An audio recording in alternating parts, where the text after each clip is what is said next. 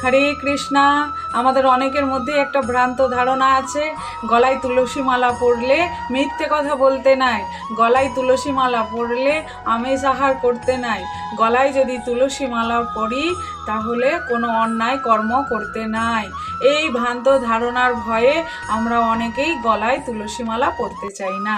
হরে কৃষ্ণ ভক্তবৃন্দ, আসুন আজকের ভিডিওতে এটা নিয়ে আলোচনা করব শ্রী গুরুদেবের কৃপায়।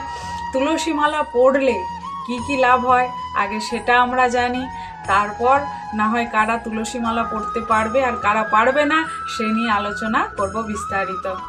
তুলসী মালা যদি গলায় থাকে তাহলে কখনো আপনার সর্পদংশনে মৃত্যু হবে না।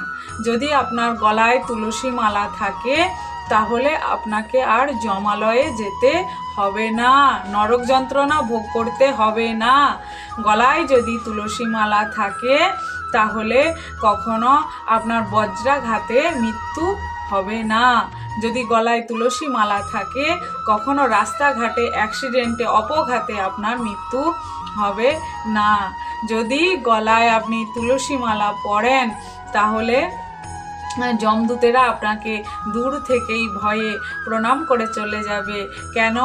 তারা বুঝেই যাবে এ অনাদিরাদি গোবিন্দের শিষ্য, এ অনাদিরাদি গোবিন্দের ভক্ত, এ কৃষ্ণ ভক্ত, একে যমালয়ে নিয়ে যাওয়া যাবে না। যেমন রাস্তাঘাটে অনেক কুকুর আমরা দেখি, ঘেউ ঘেউ করলেই তাদেরকে মারতে গিয়ে যাই, কিন্তু যে কুকুরের গলায় বেল্ট দেওয়া থাকে সেই কুকুরকে আমরা মারতে ভয় পাই। কেন বলুন তো? যে আমরা জানি এই কারোর না কারোর বাড়ির পোষা কুকুর, যদি একে আমরা মারি এর প্রভু আমাদেরকে ছেড়ে কথা বলবে না, তাই সেই ভয়ে আমরা সেই কুকুরের গায়ে হাত লাগাই না। তেমনি যদি আমরা গলায় তুলসী মালা দিই, যখন অন্তিমকালে আমাদের মৃত্যুর সময় হবে, যখন যমদূতেরা আসবে, তখন যমদূতরা দেখে তাও তোমাকে অবশ্যই প্রণাম করবে, ওরে ওরে এ আমার গোবিন্দের পোষা কুকুর রে, গলায় দেখ তুলসী মালা দিয়ে রেখেছে, কৃষ্ণ দাস, এ আমার গোবিন্দের দাস, চল চল, এর ঠাঁই নরকে হবে না, একে প্রণাম করে আমরা চলে যাই। তাহলে বুঝতেই পারছেন, যদি গলায় একটা তুলসী মালা থাকে তাহলে আমরা কত বিপদ থেকে মুক্তি পাব। কিন্তু একটা ওষুধ সমস্ত রোগের সমাধান।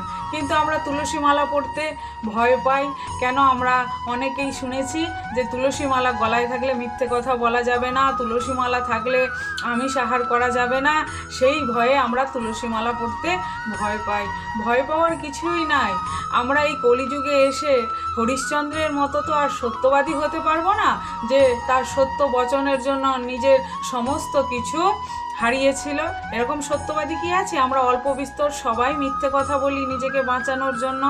তাই মিথ্যে কথা বলুন আর যাই করুন না কেন, গলায় অবশ্যই তুলসী ধারণ করুন। আরে আপনি তো এমনিতেই মিথ্যে কথা বলছেন, তো গলায় তুলসীটা দিয়ে মিথ্যে কথা বললে কি এসে যাবে? বরং ওই তুলসী মালার কৃপাতে, তুলসী মহারানীর কৃপাতে, বৃন্দাদেবী হলো ভক্তি মহারানী, সেই ভক্তি মহারানীর কৃপাতে একদিন আপনি মনে মনে কষ্ট পাবেন, ওরে আমার গলায় তুলসী মালা আছে, তো আমি কি মিথ্যে কথা বলতে পারি? আমার গলায় তুলসী আছে, আমি চুরি করতে পারবো না, আমার গলায় তুলসী আছে, আমি অসৎ কর্ম করতে পারবো না। এই তুলসী দেবীর কৃপাতেই আপনার মনে সৎ চিন্তাভাবনার উদয় হবে। আর যদি আপনার গলায় তুলসী মালা থাকে তাহলে আলাদা করে আপনাকে গঙ্গা, যমুনা, সরস্বতী, নর্মদা আদি পবিত্র নদীতে স্নান করতে হবে না। যদি গলায় তুলসী মালা থাকে তাহলে আপনি বাড়িতে বসে স্নান করলেও সেই তুলসী মালা থেকে যে জলটা আপনার নিচের দিকে প্রবাহিত হবে, তাহলে আপনার গঙ্গা, যমুনা আদি সমস্ত পবিত্র নদীতে স্নান করার ফল আপনি বাড়িতে বসেই পেয়ে যাবেন। বুঝতেই পারছেন তুলসী কত পবিত্র। এবার সব থেকে বড় প্রশ্ন যেটা আসে যে গলায় যদি তুলসী থাকে তাহলে বোধহয় আমরা আমিষ আহার ভোজন করতে পারবো না। গলায় যদি তুলসী থাকে, আমিষ আহার ভোজন করা এমনিতেই মহাপাপ, প্রাণী হত্যা মহাপাপ। কাউকে কষ্ট দিয়ে কাউকে মেরে খাওয়া উচিত না, কাউকেই কষ্ট দেওয়া উচিত না, কষ্ট দিলে কষ্ট পেতে হয়। তাই আপনি আজ যাকে কষ্ট দিচ্ছেন পরবর্তীকালে সেই একই কষ্ট আপনাকে পেতেই হবে। যেমন কর্মের তেমন ফল ভগবান গীতায় বলেছেন যে কর্মের ফল কখনো কাউকে ছাড়ে না। আমরা সবাই দস্যু রত্নাকরের কথা জানি যে দস্যু রত্নাকর যে প্রত্যেক দিন চুরি ডাকাতি খুন করে তার সংসারে লালন পালন করত, সেই দস্যু রত্নাকর একদিন এক সাধুর কথা শুনে তার পরিবারের সমস্ত মানুষকে এক এক করে জিজ্ঞেস করেছে যে তারা তার এই পাপকর্মের ফল নেবে কিনা, কিন্তু সবাই একধার থেকে বারণ করেছে, কেন? কেউ তার পাপকর্মের ফল নেবে না। তখন দস্যু রত্নাকরের মস্তিষ্কর বুদ্ধিটা খুলে গেল যে সত্যিই তো আমি যদি পাপ করি আমাকেই পাপকর্মের ভোগ করতে হবে।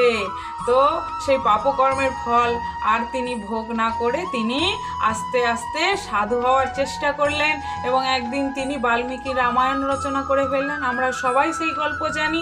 তো আমিষ খাওয়া তো এমনিতেই মহাপাপ।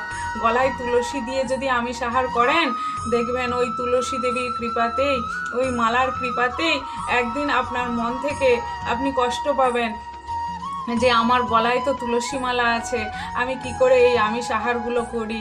আস্তে আস্তে আস্তে আস্তে ওই তুলসী মহারানীর কৃপাতে আপনি আস্তে আস্তে ছাড়তে ছাড়তে একদিন নিরামিষভোজী হয়ে যাবেন, কৃষ্ণ ভক্ত হয়ে যাবেন। এতে কোনো সন্দেহ নেই।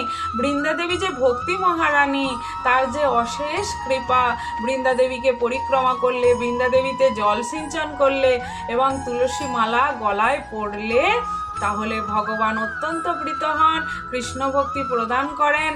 আর আমরা তো যারা সৌভাগ্যবতী নারী আছি তারা স্বামীকে খুশি করার জন্য প্রত্যেক দিন সিঁদুর এবং শাঁকা পলা আমরা অবশ্যই ধারণ করে থাকি।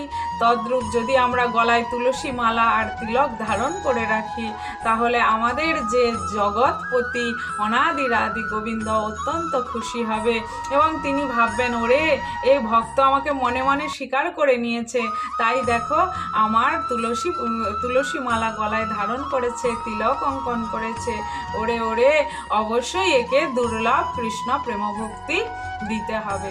তাই আপনারা মিথ্যে কথা বলুন, আমিষ আহার করুন, যেমনই কর্ম করুন না কেন অবশ্যই গলায় তুলসী মালাটা ধারণ করুন, এতে আপনাদের কোনোই ক্ষতি হবে না। হরে কৃষ্ণা, জয় রাধে, জয় নিত্য।